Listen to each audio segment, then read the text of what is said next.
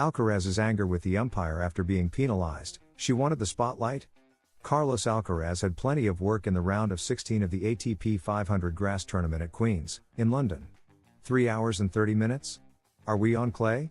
He wrote on the camera after winning his marathon match against Jaume Munar, 6-4, 6-7, 7, 7-5. The Mallorcan offered fierce and quality resistance after saving 2 match points in the tiebreak, with 6-4 for an Alcaraz who lost the first with a double fault. The Roland Garros champion was on the edge, and he also had to deal with one of his recurring on-court complaints, an issue he shares with many allies on the ATP circuit. It concerns the 25-second rule to serve. The problem lies in the countdown clock being triggered automatically, without intervention from the chair umpire, right after the previous point ends, regardless of what happened, even if it was a physically demanding rally. Sometimes, the crowd hasn't even sat back down after celebrating a spectacular point. At 5-5 in the second set, Carlos Alcaraz received a warning from the umpire, British official Kelly Rask, who has experience in Wimbledon finals. On the next occasion, he had to serve a second serve directly, losing his first. Alcaraz approached the chair, unhappy and confused. "Why?" he asked. And he explained his reasoning to the umpire. "The point ends and I'm at the net. I have to go for the towel.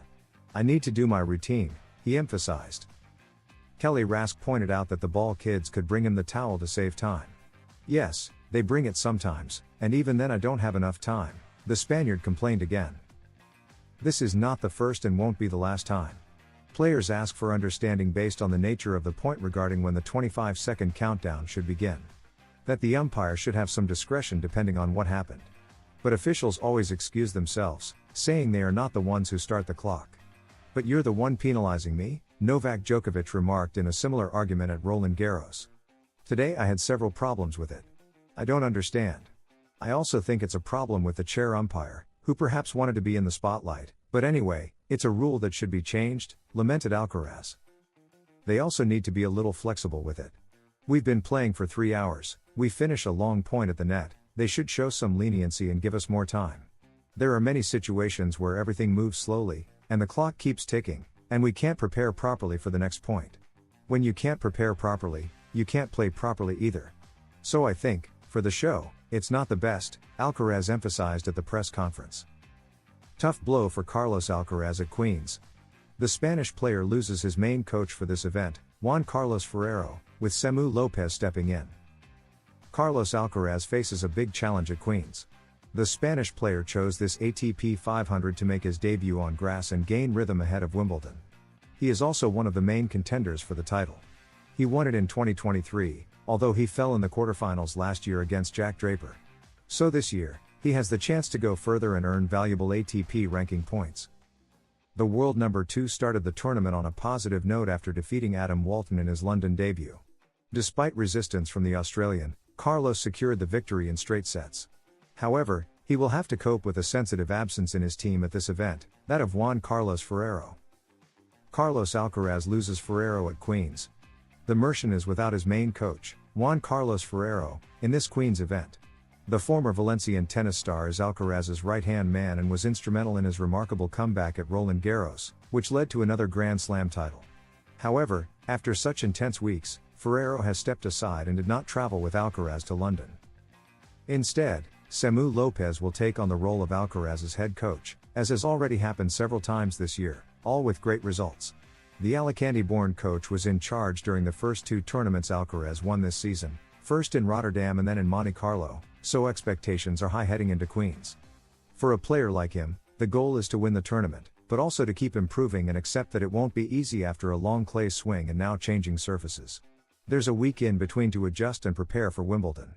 "He'll definitely be ready," Lopez said before Alcaraz's debut at Queen's Club. Carlos Alcaraz's next challenge, fellow Spaniard Jaume Munar.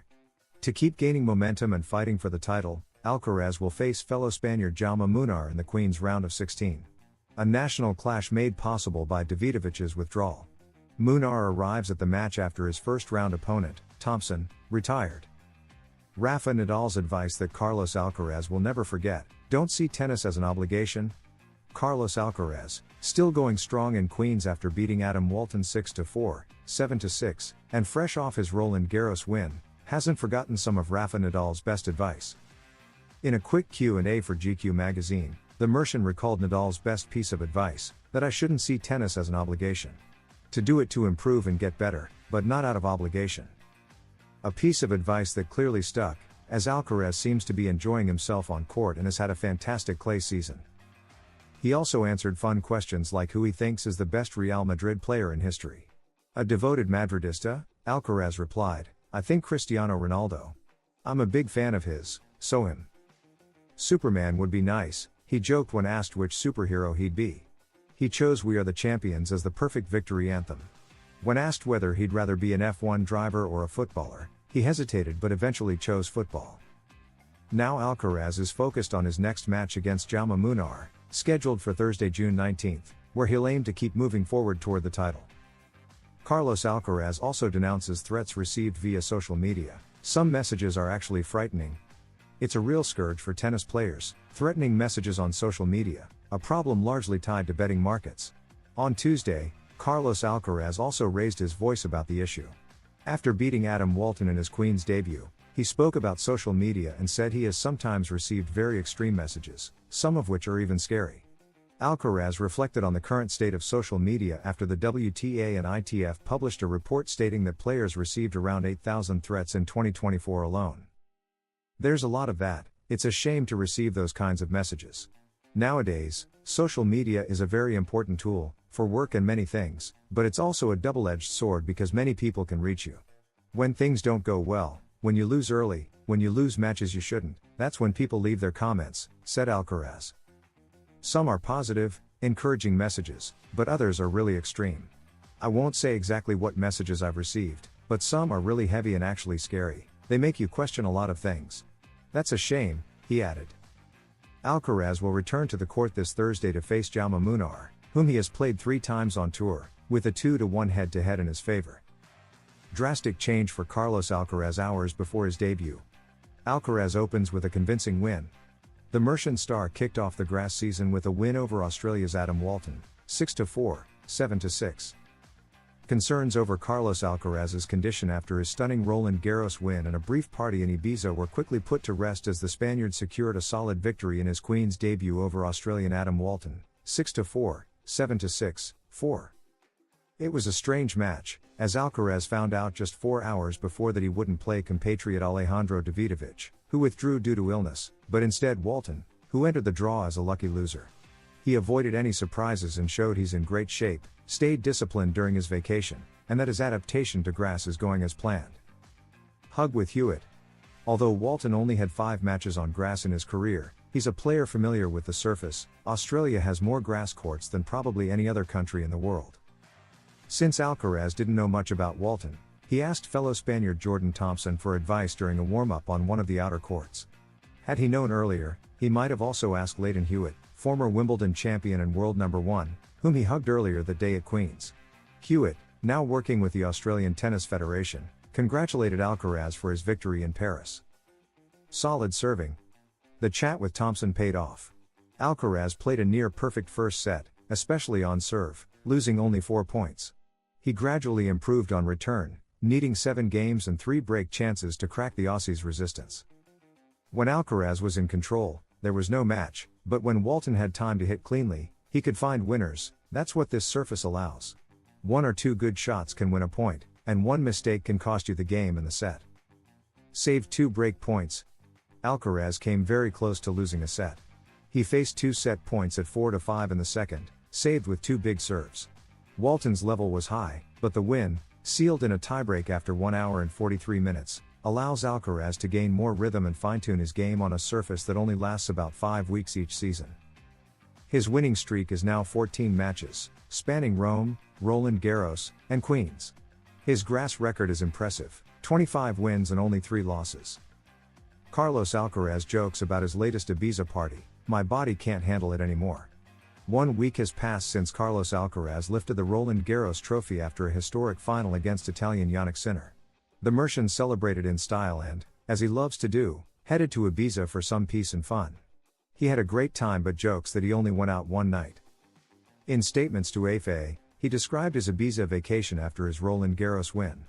"It was fun, but this year was calmer than last year. Last year was more intense.